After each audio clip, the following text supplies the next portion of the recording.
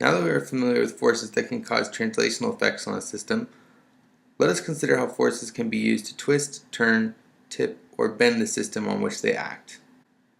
After watching this video, you should be able to define a moment qualitatively and mathematically and be able to calculate the moment created by a force in 2D and 3D. What is a moment? Some everyday examples of systems with moments acting on them include opening a laptop, opening a jar, or the wind pushing on a sail on a sailboat. What are some scenarios in your life where you've experienced moments? A moment is a physical quantity that describes the rotational tendency about an axis produced by a force. A moment is a vector quantity created by a force about a point, or moment center. A key concept in mathematically defining a moment is the position vector, which can also be referred to as a lever arm. The position vector connects the moment center, O, with the line of action of the force, causing the moment. Note that the position vector can point to anywhere along the force's line of action, resulting in identical moments. The magnitude of the moment vector can be found by multiplying the magnitude of the force vector with the magnitude of the position vector times the sine of the angle between the two vectors. From this equation we can see, using SOHCAHTOA, that the magnitude of the moment is simply the perpendicular distance between the moment center O and the force's line of action. The units of the moment are force times length. Common units include the metric units of Newton meters or kilonewton meters and English units of foot pounds and inch pounds.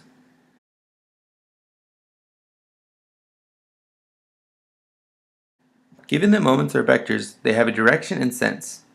These can be determined by using the right-hand rule. Note, if you are right-handed, a word of caution. Make sure you put down your pen or pencil and use your right hand, not your left hand.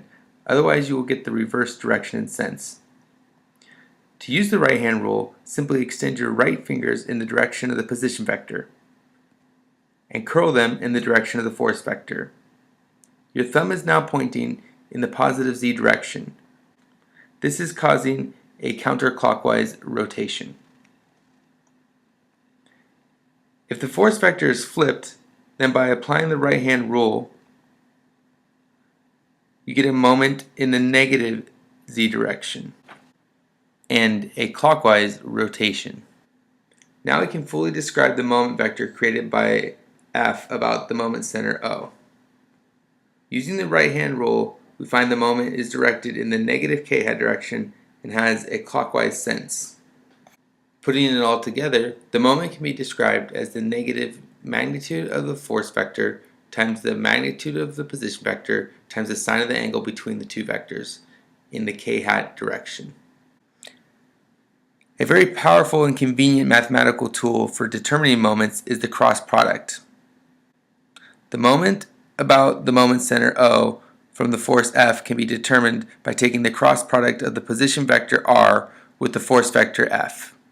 Recall that the cross product is defined as the magnitude of the force vector times the magnitude of the position vector times the sine of the angle between the two vectors in the direction perpendicular to both vectors. Note that the moment created by the force vector about the moment center O is given by R cross F and not F cross R. Now for a quick review on the cross product, which we previously covered in Lecture 2. The cross product of two arbitrary vectors A and B results in a third vector, let's call it C, whose magnitude is given by the magnitude of vector A times the magnitude of vector B times the sine of the angle between the two vectors. The direction of vector C can be determined by the right-hand rule, which can be accomplished by pointing the fingers of your right hand along vector A and rolling them in the direction of vector B. Your thumb is now pointing in the direction of vector C. When A and B are given in Cartesian coordinates, the cross product can be found by taking the determinant of the following 3x3 matrix. We fill in the top row with the unit vectors I, j, and k. The second row is filled in with the components of vector A. The third row is filled in with the components of vector B. The determinant is computed by the following formula. AY times BZ minus AZ times BY I hat minus AX times BZ minus AZ times BX J hat plus AX times BY minus AY times BX K hat. Let's use what we have learned about moments to solve the following problem. A 100 Newton force is directed along the line from point A at 204 meters to the point B at 511 meters. What is the moment from this force given at the moment center of 0, 0, 0? For problems with 3D geometry, the cross product is the simplest way to determine the moment from the force F about the moment center O. This requires choosing a position vector and finding the force vector since it is not given. To find the force vector, it is convenient to define a unit vector along the line of action of the force. The unit vector can be computed as the vector A to B divided by the magnitude of vector A to B. Once we have our unit vector, we can compute our force vector by multiplying the magnitude of the force times the unit vector along the direction of the force. Now let's choose a position vector. A simple one to choose is the vector from the moment center to A. Now that we have both the position vector and the force vector in Cartesian notation, we can use the determinant to compute the cross product.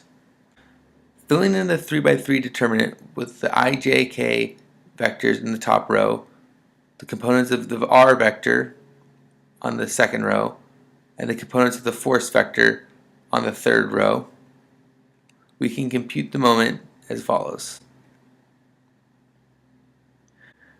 We find the moment due to the force about the point O is negative 91.6 Newton meters in the I hat direction, 412 Newton meters in the J hat direction, and 45.8 Newton meters in the K hat direction.